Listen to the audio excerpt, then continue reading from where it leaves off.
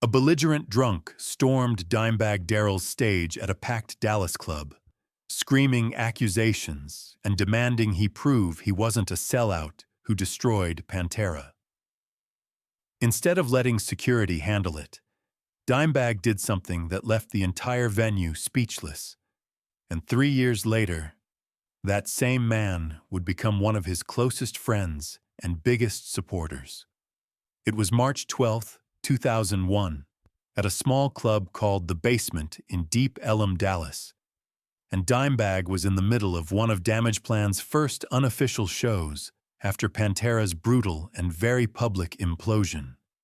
The crowd of maybe 350 people was packed so tight you could barely breathe, feeding off the raw energy that only Dimebag could deliver with that lightning bolt Dean guitar.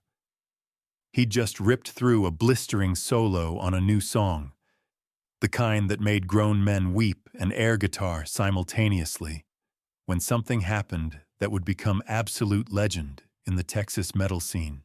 Before we dive deeper into this incredible story, make sure to hit that subscribe button and turn on notifications so you never miss these untold stories from metal history. From somewhere near the front, cutting through the wall of amplified sound like a serrated blade through flesh, came a voice loaded with whiskey and pure rage. "Dimebag, you sold out Pantera. You're nothing but a fucking traitor." The voice belonged to Marcus Ray Thompson, a 32-year-old oil rig worker from Amarillo who'd been drinking Jim Beam since the doors opened at 6 p.m. Marcus wasn't just drunk. He was that specific kind of drunk that comes from mixing alcohol with betrayal and heartbreak. The kind that makes men do things they'll regret for the rest of their lives. See, Marcus had been at Pantera's last show in their prime, had the entire set list from Cowboys from Hell tattooed on his ribcage, had named his dog Vinny after Dimebag's brother, had proposed to his wife at a Pantera concert in 1994. When Pantera split in the ugliest way possible, with Phil Anselmo saying those terrible things in that Metal Hammer interview about wanting to beat Dimebag severely. Something broke in Marcus that whiskey couldn't fix and therapy couldn't reach. In his bourbon-soaked mind, Dimebag moving forward with Damageplan wasn't evolution or survival. It was abandonment of everything sacred. "You hear me, Darrell? You killed Pantera. You killed everything that mattered to people like me." Dimebag stopped mid-riff. His fingers, which had been dancing across the fretboard like lightning strikes, went completely still. The band, confused and suddenly alert to danger, gradually stopped playing. 350 metalheads turned to look at this drunk man pushing aggressively toward the stage, pointing at the man they'd come to worship, the man whose guitar playing had been the soundtrack to their lives. Dimebag's first reaction was pure Dimebag, all Texas charm and that mischievous grin that had disarmed 1,000 tense situations over the years. "Well, shit, brother," he said into the mic, his voice carrying that familiar warmth that made everyone feel like his personal friend. "Looks like we got ourselves a music critic who forgot his press pass and his manners." The crowd laughed nervously, expecting this to diffuse the situation like it always did at shows. Most hecklers, when acknowledged by someone like Dimebag Darrell, either sit down embarrassed or get escorted out by the bouncers who were already moving purposefully toward Marcus through the crowd. But Marcus wasn't most hecklers, and this wasn't about music criticism or attention-seeking. "Don't you brother me!" Marcus shouted back, and everyone in that club could hear the genuine pain underneath the anger now. "I was your brother. We were all your brothers. Every kid who got bullied and found strength in your riffs. Every metalhead who felt like an outcast until Pantera made us feel like we belonged somewhere. And you sold us out for this, for whatever the fuck this Damageplan thing is." The atmosphere in the club changed instantly, like weather shifting before a tornado. This wasn't drunken stupidity anymore. This was real grief talking. The kind of grief that comes when something you built your entire identity around disappears without warning. The kind of loss that makes men question everything they thought they knew about loyalty and brotherhood. Dimebag stood there for a long moment, that pink goatee catching the stage lights, his camouflage shorts and the Dean guitar still strapped across his chest, studying this man who was now making other people uncomfortable in their worn Pantera shirts. Security was closing in from both sides, ready to remove Marcus forcibly if necessary. But Dimebag did something that nobody in that club expected. He held up his hand, the same hand that had played some of metal's most iconic riffs, and stopped security cold with just that gesture. "Hold up," Dimebag said, his voice shifting from performer mode to something more real, more vulnerable. "Let him come up here. Let him talk to me." The security guards looked at each other confused, clearly thinking this was a terrible idea. But you didn't argue with Dimebag Darrell in his own town. What followed wasn't in any performer's handbook, wasn't something Colonel Parker would have approved, and definitely wasn't something that happened at normal metal shows anywhere in the world. Dimebag carefully set down his guitar, that Dean ML with the lightning bolt design that had become as iconic as his sound itself, and walked to the edge of the stage with his hands visible and open. "You think I sold out?" he said, not defensive or angry, just genuinely asking the question like he really wanted to know the answer. "You think I wanted Pantera to end?" "Brother, that band was my entire life. That was me and my brother Vinny, that was our family." Security tried to intercept Marcus as he stumbled toward the stage, pushing through people who were now completely silent and watching this unfold. But Dimebag waved them off with that same easy authority he used to control a guitar solo. "Let him up," he said firmly. "Let him come talk to me like a man." When Marcus finally made it onto the stage, stumbling slightly over the monitor wedges and cables, nearly tripping on his own feet, the entire club went dead silent. You could hear the hum of the amplifiers, the distant sound of traffic outside on Elm Street, someone's leather jacket creaking as they shifted position to see better. Dimebag walked over to where Marcus stood, swaying slightly but still radiating that aggressive energy, still ready for confrontation, but now also confused about what was actually happening here.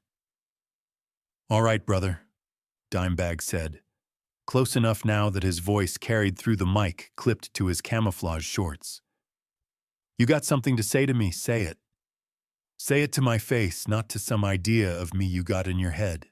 Marcus, suddenly confronted with the actual human being, instead of the symbol he'd been yelling at from the crowd, seemed to deflate slightly.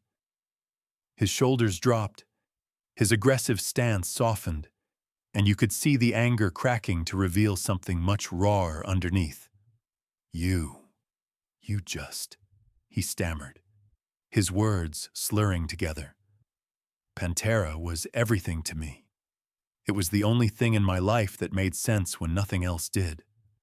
My dad died when I was 16, and Pantera got me through it. My marriage fell apart, and Pantera got me through it. And then Pantera was gone, and you just moved on like it didn't matter, like we didn't matter." Dimebag's expression changed then, that performer's mask dropping away completely to reveal something more vulnerable, more human than most people ever got to see. His eyes, which usually sparkled with mischief and joy, now showed something deeper. "You think it didn't matter to me?" he said quietly. But the mic picked it up perfectly and carried it to every corner of that silent club. "Brother, Pantera wasn't just my band. It was my family. My actual family. You know who my best friend in the entire world is? My brother Vinnie Paul. You know what it's like when your family falls apart and there's nothing you can do to fix it? when you try everything and it still crumbles? The crowd was completely still now, barely breathing, watching something that felt more like group therapy than a concert. This wasn't entertainment anymore. This was real life happening in real time. Marcus looked at Dimebag, really looked at him for the first time, and something seemed to shift in his alcohol-fogged brain. The anger wasn't gone, but it was mixing with something else now. Recognition, maybe. Or empathy. "I lost my job 6 months ago," Marcus said suddenly, the words tumbling out like he'd been holding them in forever. "My wife left me last month.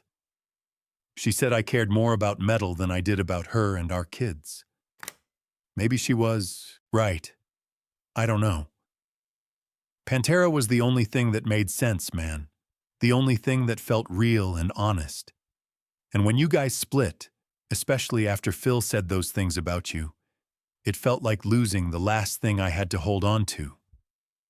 Dimebag did something then that became the stuff of Dallas metal legend, something that people would talk about for years afterward. He pulled Marcus into a hug, right there on stage, in front of 350 people who'd come to see him shred guitar. Not a brief pat on the back, but a real hug, the kind you give family. "Brother," Dimebag said, his arm still around Marcus's shoulders, talking to him but also to everyone in that club who was listening.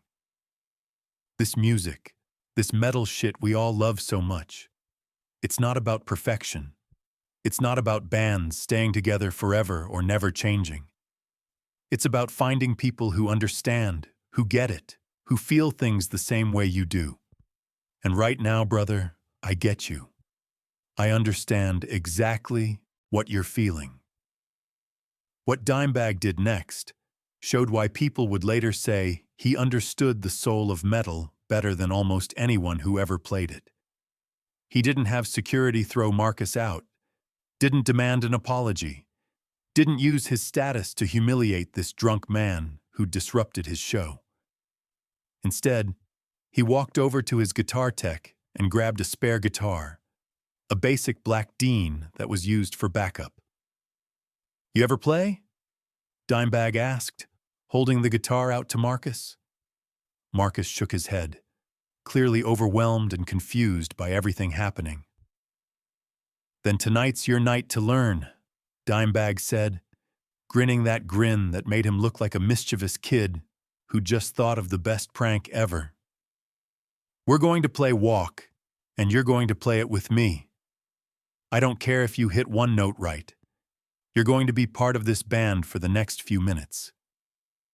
For the next 20 minutes, 350 people watched as Dimebag Darrell, one of metal's most technically gifted guitarists, patiently taught a drunk oil rig worker the basic power chords to walk. He stood behind Marcus, moving his fingers to the right positions on the fretboard, encouraging him when he fucked up, making jokes that had the whole crowd laughing, showing the kind of patience that most people didn't know he had. When they finally played it, with Marcus barely managing to hit even half the right notes and Dimebag covering for him flawlessly, while also making it look easy, something magical happened in that club. The crowd wasn't just watching anymore. They were participating in something bigger than entertainment. They were witnessing Dimebag turn anger into brotherhood, pain into connection, isolation into community. "This is what metal is really about," Dimebag said into the mic after they finished. "It's not about being the best or the fastest or staying exactly the same forever. It's about being there for each other when shit gets hard, when life kicks you in the teeth." After the song ended to massive applause, Dimebag made an announcement that surprised everyone in the club, including his own band members who were watching this whole thing unfold with their mouths hanging open. "This right here," he said, pointing at Marcus, who was now crying openly. "This is what metal is actually about. Marcus, you got a job right now?" Marcus shook his head, wiping his eyes with the back of his hand. "Well, you do now," Dimebag said matter-of-factly. "My buddy Jimmy owns a construction company here in Dallas. You show up Monday morning at 7 a.m., you tell them Dimebag Darrell sent you personally, and you've got work. You need help with anything else, you come find me." That's what brothers do for each other. Marcus stayed for the rest of the show, sitting on the side of the stage, occasionally joining in when Dimebag invited him to bang his head or raise his fist.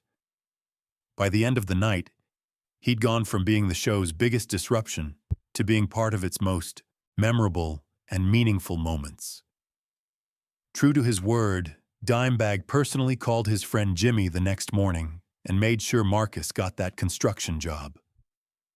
Marcus showed up Monday morning, still hungover but determined, and started working. Over the next 3 years, Marcus completely transformed his life. He worked hard at that construction job, went to therapy for his drinking, started attending AA meetings regularly, and slowly began rebuilding the relationship with his wife and kids. Every Friday night, Marcus would show up at whatever venue Damageplan was playing in Texas, and Dimebag would always bring him up on stage for at least one song. It became a tradition that the Dallas metal community loved.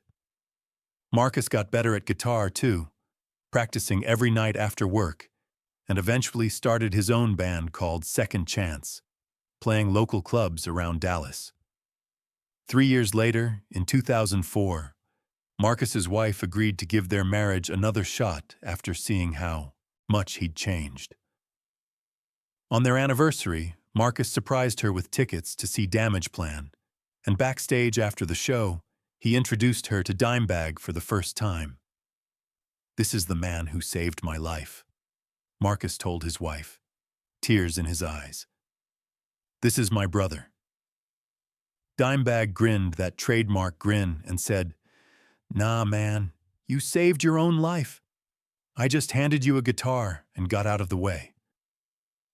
Marcus and his wife renewed their wedding vows 6 months later, and Dimebag was there in the front row, cheering louder than anyone. At the reception, Dimebag played an acoustic version of Cemetery Gates while Marcus and his wife danced, and there wasn't a dry eye in the house. The story of Dimebag and Marcus became legend, not just in Dallas, but throughout the metal world. Other musicians started talking about it, about how Dimebag had handled that confrontation with pure compassion instead of ego or violence. Marcus still plays guitar today, still tells the story of that night to anyone who will listen, still carries that original guitar pick Dimebag gave him in his wallet. He's been sober for over 20 years now, runs his own successful construction company, and has repaired his relationship with his family completely. Every year on March 12th, the anniversary of that night, Marcus organizes a charity concert in Dallas where all proceeds go to addiction recovery programs and mental health services. He calls it the Brotherhood Festival, and it's become one of the biggest metal charity events in Texas. Hundreds of musicians participate, and thousands of fans attend, all because of what Dimebag showed everyone that night about choosing compassion over conflict. The story reminds us that behind every act of anger is usually someone in pain, and that the strongest response to hostility is understanding and the willingness to see the humanity in everyone. Dimebag could have had Marcus thrown out, could have made jokes at his expense, could have used his status to humiliate him. Instead, he chose to help him, to heal him, to show everyone what real strength looks like. Today, Marcus says that night changed everything for him. "Dimebag showed me that asking for help isn't weakness," Marcus says in interviews. "He showed me that brotherhood means more than just liking the same music. He showed me how to be a better man, a better father, a better husband. And he did it all with a guitar, a hug, and genuine love for a stranger who was hurting." If this story moved you, hit that subscribe button and thumbs up. Share this with someone who needs to hear about choosing understanding over anger. Ring that notification bell for more untold metal stories.